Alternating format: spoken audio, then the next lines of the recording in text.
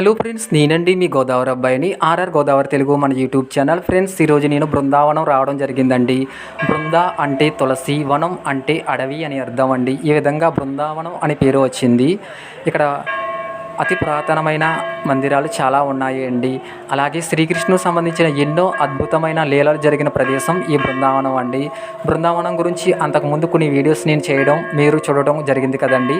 అలాగే బృందావనం దగ్గరలో ఉన్న బర్సానాకు ఈరోజు నేను రావడం జరిగిందండి.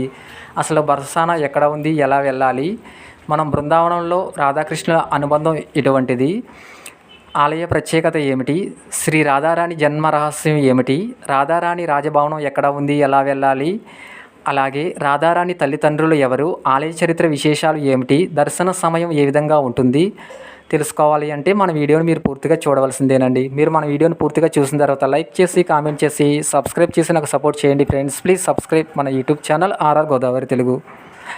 ఫ్రెండ్స్, శ్రీమతి రాధారాణి యొక్క ఆలయ ప్రత్యేకత ఏమిటి అంటే, రాధారాణిని ప్రజాస్వల దేవతగా, శ్రీకృష్ణుని ఆహ్లాదుని శక్తిగా పూజిస్తారు అండి. అలాగే రాధాకృష్ణుల అనుబంధం ప్రేమ, భక్తి, త్యాగాల కలయిక. శ్రీకృష్ణుడు పరమాత్మ, రాధ ప్రకృతి జీవాత్మ వారి బంధం వివాహంతో కాకుండా హృదయ బంధంతో ముడిపడి ఉంటుంది. కృష్ణుడు బృందావనాన్ని విడిచిపెట్టిన రాధ తన హృదయంలోనే శ్రీకృష్ణుని నిలుపుకొని శ్వాస ఉన్నంత వరకు భక్తితో ఆరాధించిందండి. వారిది విడదీయరాని ఆత్మబంధం.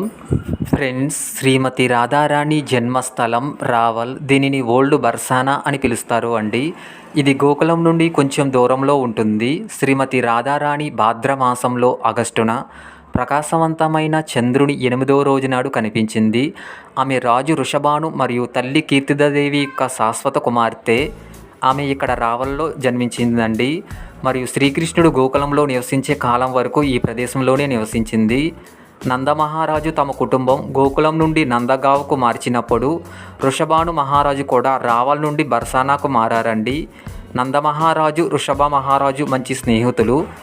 ఫ్రెండ్స్, ఒకసారి వృషభ మహారాజు యమునా నది నీటిలో పరమాత్ముని జ్ఞానం చేస్తుండగా 1000 రేకుల కమలం అతని వైపుకు వచ్చిందండి. అతను కళ్ళు తెరిచిన వెంటనే ఆ పువ్వులో ఆడుకుంటున్న అందమైన కరిగిన రంగుగల అమ్మాయిని చూశాడు. ప్రకాశవంతమైన వెలుగులో ఆ అమ్మాయి చాలా అందంగా కనిపించిందండి. ఆ అమ్మాయిని తన రాజభవనంలోకి తీసుకువచ్చాడు. ఈ విధంగా రాధాదేవికి వృషభ మహారాజు, కీర్తిదాదేవి తల్లిదండ్రులు అయ్యారు అండి.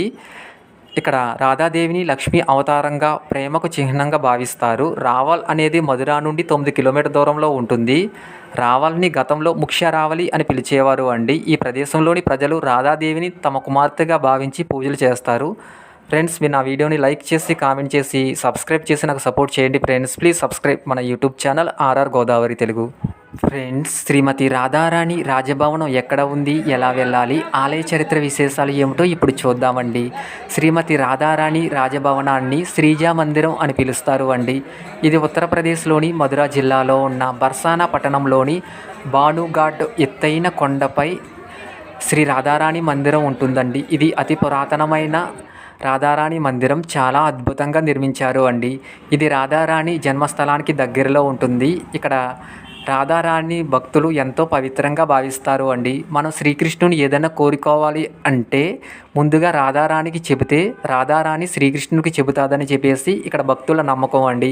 అందుకే అందరూ రాధే రాధే అని రాధాదేవిని ముందుగా కొలుస్తారు అండి. ఈ ఆలయాన్ని సుమారు 5000 సంవత్సరాల క్రితం శ్రీకృష్ణుని మునిమనవడు అయిన వజ్రనాభ రాజు మొదట నిర్మించాడని నమ్ముతారు. కాలక్రమేణా శిథిల వ్యవస్థకు చేరిన ఈ విగ్రహాలను నారాయణ భట్ గోస్వామి తిరిగి నిర్మించారు అంటండి. ప్రస్తుతం రాజభవనం ఏ విధంగా ఉన్నదో అదే విధంగా ఈ ఆలయాన్ని క్రీస్తు శక 1675లో రాజా బీర్ సింగ్ డియో నిర్మించారు అండి. ఎర్ర ఇసుక రాయితో నిర్మించిన ఈ ఆలయం రాజస్థానీ మరియు మొఘల్ నిర్మాణ శైలిలో చాలా అద్భుతమైన రాజభవనంలా తీర్చిదిద్దారు అండి. గోడలపై రాధాకృష్ణుల లీలలకు సంబంధించిన అందమైన చిత్రలేఖనాలు ఉన్నాయి. ఇక్కడ రాధాకృష్ణులు శ్రీ లాడ్లీలాల్ రూపంలో కలిసి పూజిస్తారు అండి. ఫ్రెండ్స్ మీరు నా వీడియోని లైక్ చేసి కామెంట్ చేసి సబ్స్క్రైబ్ చేసి నాకు సపోర్ట్ చేయండి ఫ్రెండ్స్. ప్లీజ్ సబ్స్క్రైబ్ మన YouTube channel RR Godavari Telugu. Friends మన జీవితంలో ఒక్కసారి అయినా సరే బృందావనం చూడవలసిందేనండి. ఎందుకంటే శ్రీకృష్ణుడికి సంబంధించిన ఎన్నో అద్భుతమైన లీలలు జరిగిన ప్రదేశం ఈ బృందావనం అండి. యమునా నది ఒడ్డున చాలా ప్రశాంతమైన వాతావరణంలో ఈ బృందావనం చాలా అద్భుతంగా ఉంటుందండి. ఇక్కడ అతి పురాతనమైన మందిరాలు చాలా ఉన్నాయండి. వాటిని అన్నిటినీ దర్శనం చేసుకోవాలంటే ఒక్కరోజు సరిపోదు. కొద్ది రోజులు బృందావనంలో ఉండి వాటిని అన్నిటినీ తప్పకుండా మనం దర్శనం చేసుకోవాలి అండి. బృందావనానికి దగ్గరలోనే బర్సానా ఉంటుంది, రాధారాణి జన్మస్థలం ప్రదేశం అండి. తప్పకుండా ఈ బర్సానా కూడా చూడండి, చాలా చాలా బాగుంటుంది. ఎత్తైన కొండపై ఆలయానికి చేరుకోవడానికి సుమారు 250 మెట్లు పైనే ఉంటుందండి. మనం నడిచి వెళ్ళే వాళ్ళైతే మెట్ల మార్గం ద్వారా ఎక్కి దిగవచ్చు, చాలా చాలా బాగుంటుంది. అయితే ఎక్కలేని వాళ్ళ కోసం అయితే రోప్వే సదుపాయం కూడా ఉన్నది అండి. మనం ఇక్కడ డబ్బులు చెల్లించి రోప్వే ద్వారా ఎక్కి దిగవచ్చు, చాలా చాలా బాగుంటుందండి. మనం ఇక్కడ రాధారాణిని దర్శనం చేసుకోవాలి అంటే ఉదయం 5 గంటల నుండి మధ్యాహ్నం 2 గంటల వరకు అమ్మవారి ఆలయం తెరిచే ఉంటుందండి. సాయంత్రం 5 గంటల నుండి రాత్రి 9 గంటల వరకు భక్తుల్ని అనుమతి ఉంటుంది. కాబట్టి మనం ఆలయం దర్శన సమయం టైమింగ్ తెలుసుకుని వెళ్ళడం మంచిదే అండి. అలాగే రాధాష్టమి లేదా లత్కర్ హోలీ వంటి పండుగల సమయంలో ఆలయాన్ని దర్శనానికి చాలామంది భక్తులు వస్తూ ఉంటారు, అసలు ఖాళీ ఉండదు అండి. రాధాకృష్ణులు విశాఖ రాధాకృష్ణులు ఏమంటాము, లాడ్లీ అంటాం అనమాట. అంటే దీన్ని లలిత సఖి, విశాఖ సఖి. వాస్తవంగా ఇక్కడ బృందావనంలో రాధారాణి పక్కన అష్టసఖులు ఉంటారు. ముఖ్యమైన సఖులు అష్టసఖులు, 108 సఖీస్. 108లో కూడా 8 అష్టసఖీస్ అనమాట. రైట్, అందులో 4 కృష్ణుడు వైపు ఉంటారు, 4 రాధారాణి వైపు ఉంటారు అనమాట. అక్కడ 2 parties, left wing right wing అనమాట. సో సీరియస్లీ లెఫ్టిస్ట్లు ఏమో కొంచెం కృష్ణుడి పట్ల గుర్రుగా ఉంటారు, వాళ్ళ రాధారాణి పార్టీ. రైటిస్ట్ ఏమో కృష్ణుడి పార్టీ అనమాట. కృష్ణుడి పట్ల వామ స్వభావం, అంటే ఒక రుక్మిణి సైడ్ మైండ్ సెట్, ఒక సత్యభామ మైండ్ సెట్ అనమాట. స్వీట్ హార్ట్, సింపుల్ చెప్పాలంటే. Right, Vishakha Sakhi they are sweet, కృష్ణుడితో సాఫ్ట్గా ఉంటారు. లలిత సఖి కృష్ణుడిని ఏడిపిస్తారు అనమాట. రైట్, సో అలాగన Sindhulekha, Champakalata, Rangavidya, Suvidya, Tungadevi, so all this things are there. I forgot.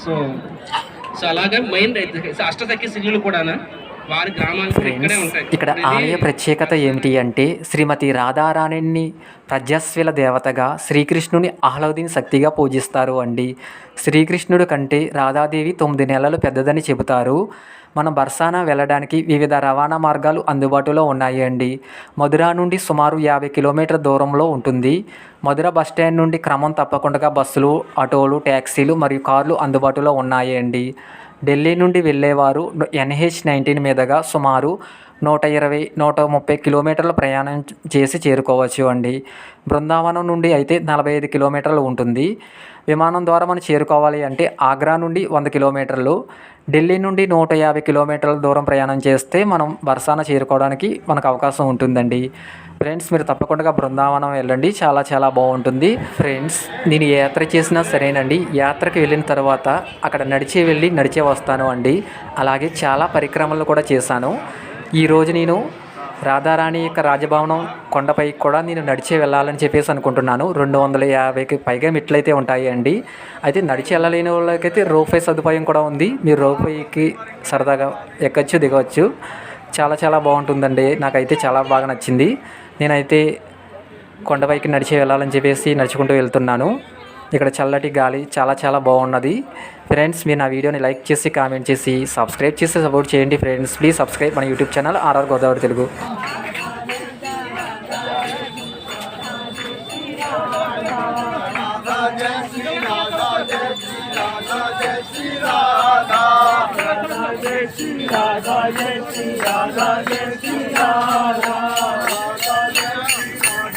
प्रणाम परमेश्वर, प्रणाम प्रणाम।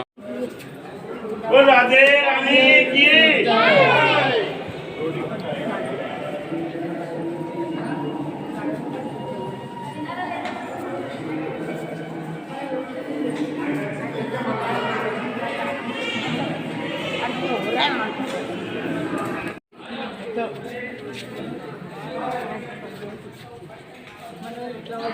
Chicken